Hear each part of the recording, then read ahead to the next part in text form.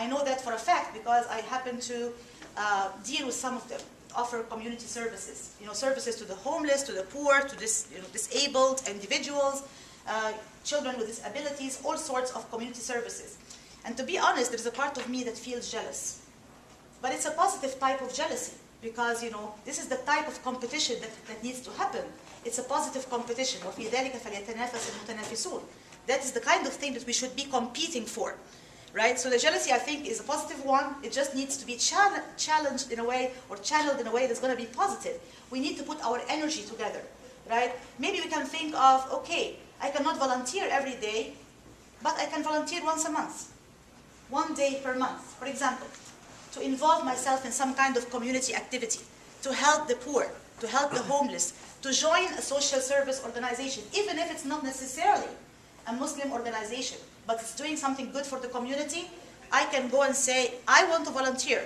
Do you need some volunteers? I'm sure they're going to say, of course, we need people. You're most welcome to come. And they're going to be more than happy to have you join in. If you give 1 day a month, 2 days a month, it's still great. If you can give a small amount of money, small portion of your time or your effort or your money, because this is the really good positive example that the Prophet, peace and blessings of God be upon him, did.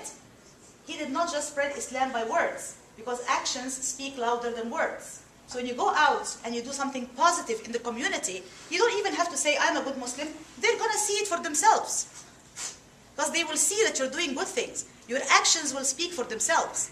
You will be a role model. Everybody will say, look at this person. She came here and she volunteered. He came here and he volunteered and he gave money and he helped. And what's your religion? Oh, I'm a Muslim. Oh, you're a Muslim. That's very impressive. People are going to stop. They're going to think. And they're going to reconsider their perception or wrong understanding or wrong stereotypes about Islam and Muslims when they see your own actions and your own behavior and your engagement in the wider community in any form you can. So that's another duty that we have to really take very seriously. Before I move on to the third level, which is the global level, the global community, I just want to add something to the inside the community activities, which is links with Muslim professors.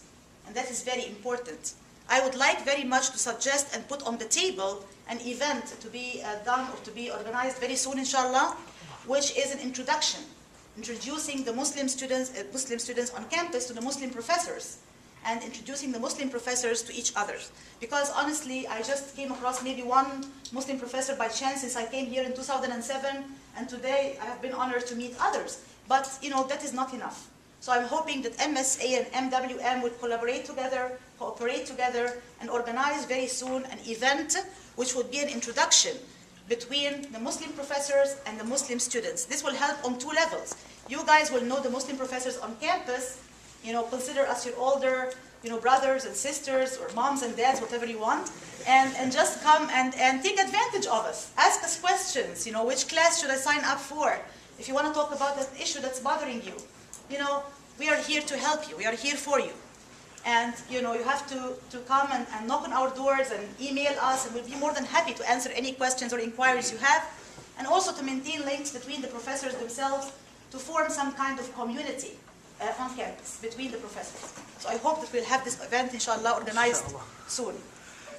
The global involvement, which is the third level of involvement or engagement I'd like to touch upon. Of course, the global involvement has to be done through the new media. And I'm sure you all have been witnessing or, I hope, following up the events that have taken place in Tunisia, in Egypt, in many parts of the Arab world lately, and are still taking place now in Libya, in Yemen, in Bahrain, in many parts of the Arab and Muslim world. The amazing part of this story is that the spark of these political changes and the revolts and the turmoil that we have seen was created by young people like yourselves, who were blogging and tweeting and using chatting and Facebook, what we call the social media, the new media or the social media. And look what they were able to accomplish. They accomplished revolutions. Very admirable. Who would have thought that this could happen? But it did happen. And it's a proof of the great capacity of these forms of new media and new channels of communication when they could be used properly to achieve good goals. We always talk about the internet being a double-edged sword. It can have its promises and can have its threats. It's true. But when you use it to motivate people, to create civic engagement, to create involvement, to create empowerment, to spread da'wah, that is a very, very, very important and extremely powerful tool, because they can reach millions of people. And that's why I'm saying the global level, and I mean it. You guys can become a great source of inspiration for other young people like yourselves all over the world. And it does not need you to have a whole, television studio or something very elaborate or spending millions of dollars. You need nothing except your computer, which you already have, and the English language, which you already speak, and your good example, which you are. So it is really very cost-effective and very doable. I think that if we don't take a step in this direction, God is going to ask us, why didn't you use your knowledge effectively when you could have? We will be questioned. We're going to be asked this question. You had the knowledge. Yes, I did. Great. And I was a professor, and I was on a committee, and I got tenured, and okay, that's great. What did you do with this knowledge? And that's the question I'm always afraid of, honestly.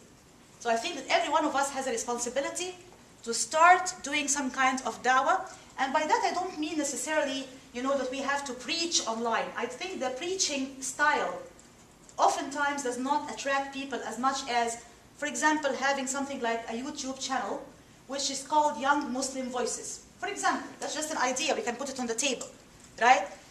It simply shows young people like yourselves who are good role models. And, a brother or sister can say, Salaam alaikum, my name is so-and-so, and I am a student in this and that, and this is my life, and I help in the community, and I do this. Simply showing people, ordinary, average Muslims like yourselves, doing good activities, engaging in positive things, being good role models.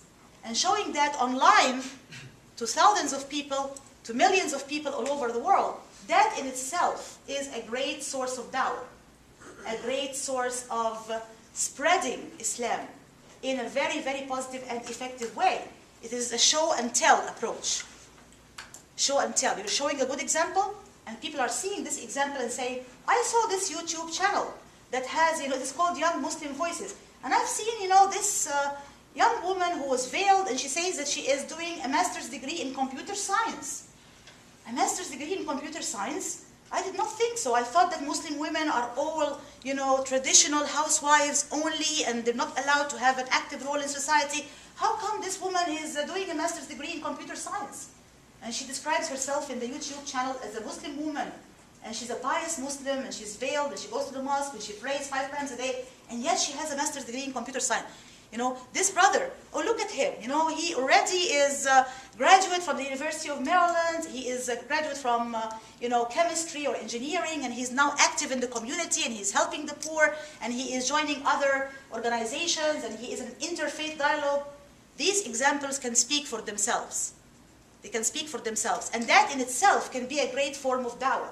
So I'm hoping that this would be something to seriously consider, the MSA, the MWM, and others also among yourselves, who might think and brainstorm and add to this dialogue and this conversation, what other forms of da'wah can we have online using these new media? Blogging, that's another great source. Blogging and tweeting and Facebook, all of these could be used very effectively as active forms of da'wah, of involvement, and of civic engagement. So think about it. I'm just putting some ideas on the table, right? But you can, go further and add to this discussion, and I'd be more than happy to receive emails from you and, to get inquiries and to have discussions on this level and actually to see what you have to contribute to it. Start a blog and call it, Muslim Voices, or, my experience as a Muslim or something like that, and get others who are Muslims or non-Muslims to join in the discussion and to post on your blog. And from the back and forth dialogue, a lot of thoughts can develop. You can learn from them, and they can learn from you. There are so many possibilities that really can be tapped into in this new field of media and communication. Because that's my area, I'm very passionate about it. And as I said, we are here so that you can use us and take advantage of us, and don't be shy, and come and ask questions. We'll be more than happy to help. Before I end with just one small note, I also would like to volunteer to give a talk on the issue of Islamic feminism.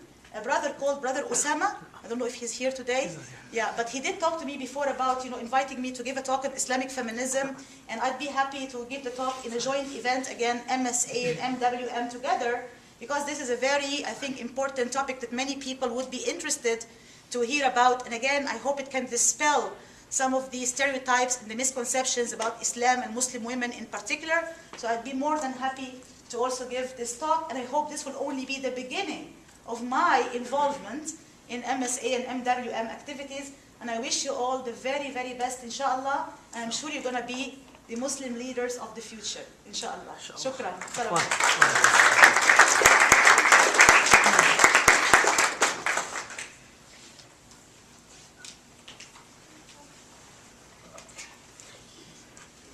Jazakallah khairan, Dr. Khamis. I will introduce the last panelist. MSA Idalik is an associate professor of civil and environmental engineering at the University of Maryland College Park. His research has been used on the use of recycled materials in geotechnical and roadway construction and remediation of contaminated soils. Dr. Idalik is a recipient of the IGS Research Medal for the International Geosynthetic Society in Casa Grande, Wellington, the Collington Woodward Awards from the American Society of Civil Engineers.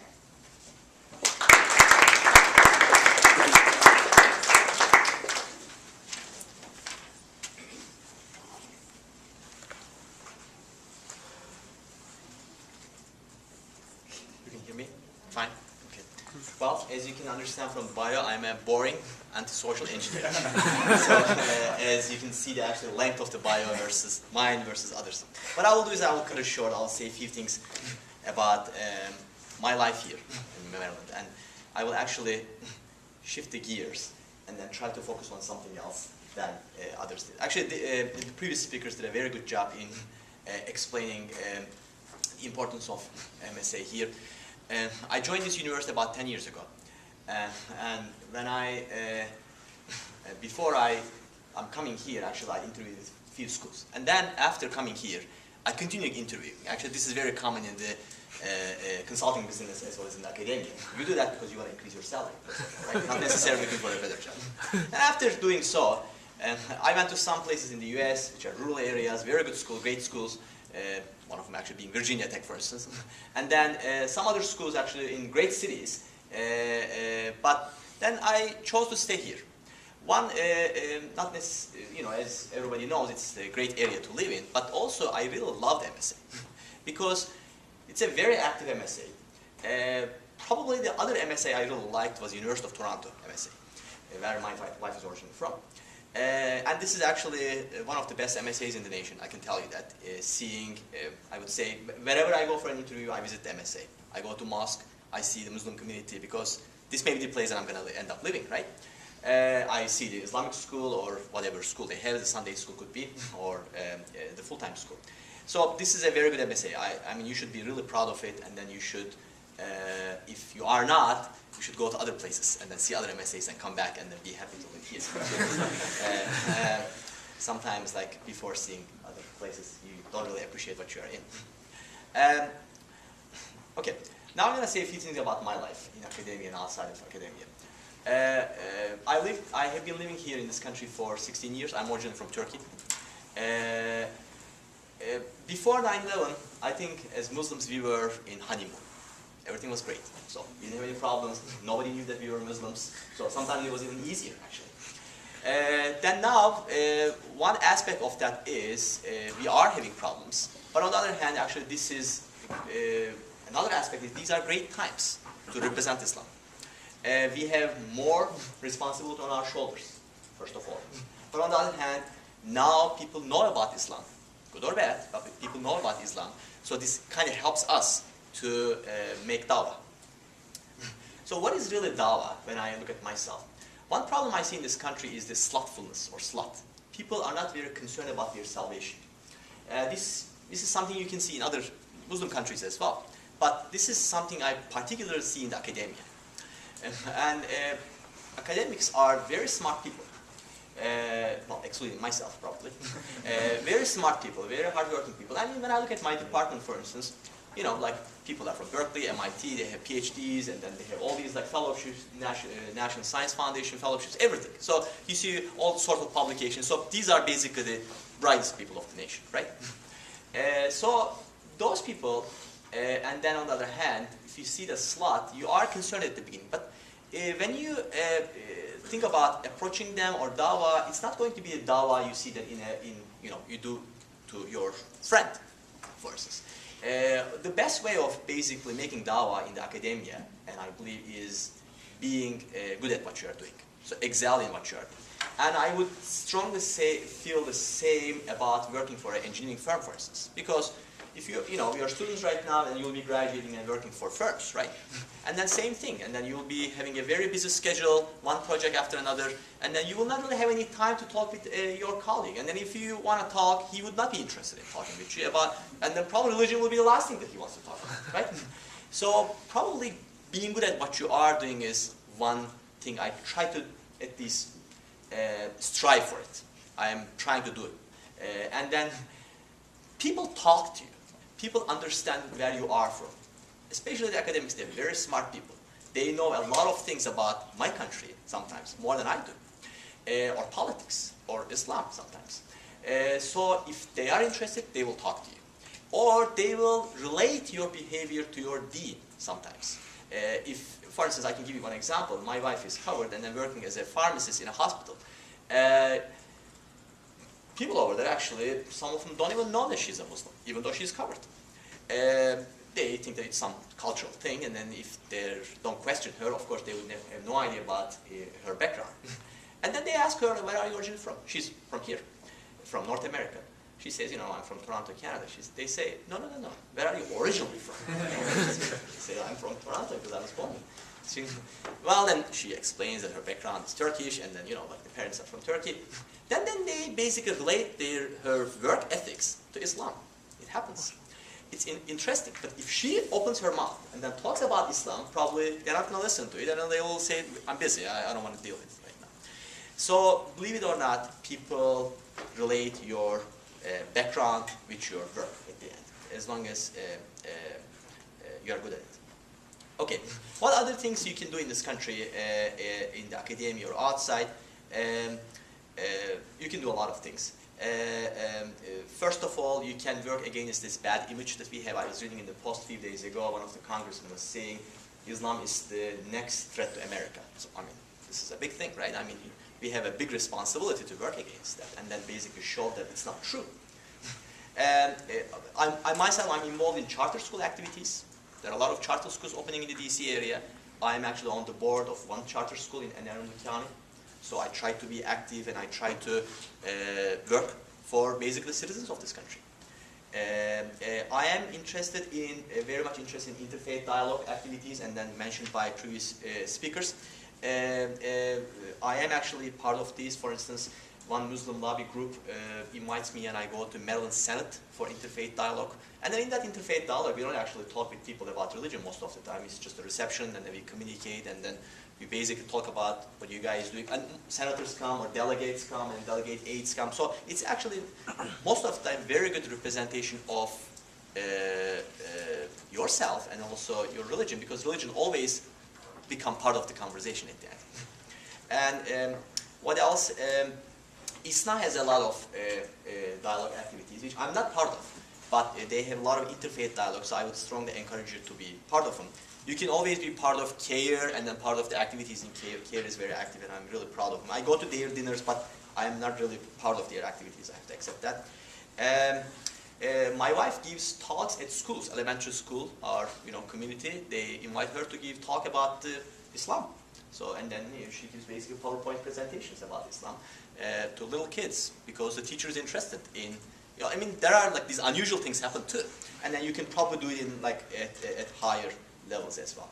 So there are a lot of good things to be done, not only in the MSA, but MSA here is a very good stepstone, I believe, for future involvement. This is a great MSA, as I said before, and then you can learn a lot of things. And then by using the skills that you gain in MSA here, I'm sure you will have find a lot of avenues to use them in the future. With that, well, thank you so much for inviting me.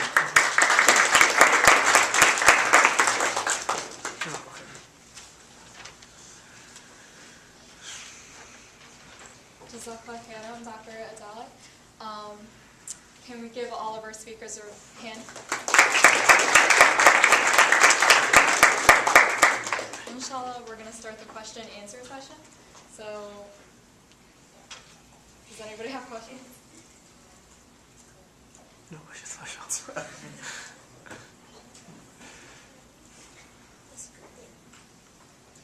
No questions? I had a question about Facebook. So, like, you said that you can start movements with it, but like in the MSA, we had a lot of trouble getting people to even click on the events and accept. Like, you're saying we can use Facebook as a means to empower people. I've just had a lot of trouble with that lately. Do you have any input on maybe how to go about doing that better? And have to take a look at your Facebook page. Make sure it's interesting first. I mean, you have to, make sure that when people look at your events or the way you announce the events, the publicity, right? What kind of media you are using, what kind of communication you are using. All of these things have to be done in a way that would be attractive and would really target the people that you are trying to reach. As well as saying communication, you have to know your audience, know who they are, in order to be able to reach them in the best possible way. The best possible medium and the best possible form and the best possible message. So definitely I think you should continue using the new media by all means, like I said in my word, the Facebook, blogging, tweeting, all of these are very, very important and very valuable tools that have to be used today. I cannot imagine that we cannot use them. We have to. But again, as I said, I want to look at your Facebook page and I'll try to do that, inshallah, and see if I can possibly give any tips or clues as to how to make it more lively and more attractive, and see where the pitfalls are, where the pitfalls could be. Maybe you can tweet some of the messages, for example, to a wider group of young people to let them know about an event. So these are all ways that you can use, but definitely I'll be more than happy to offer any advice or any consultation free of charge. Inshallah. To Brother Alejandro, you said you were MSA president at your university.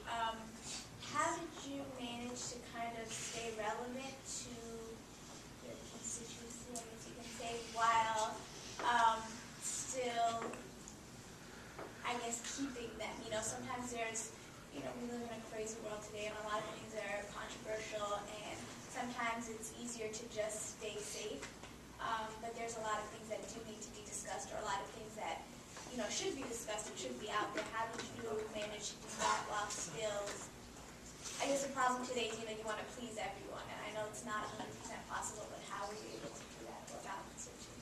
I mean, it's a good question. Sometimes I'd sort of ponder upon it, sit down, think about it, ask my executive board as well what they thought of things, because the decisions didn't just lie in me.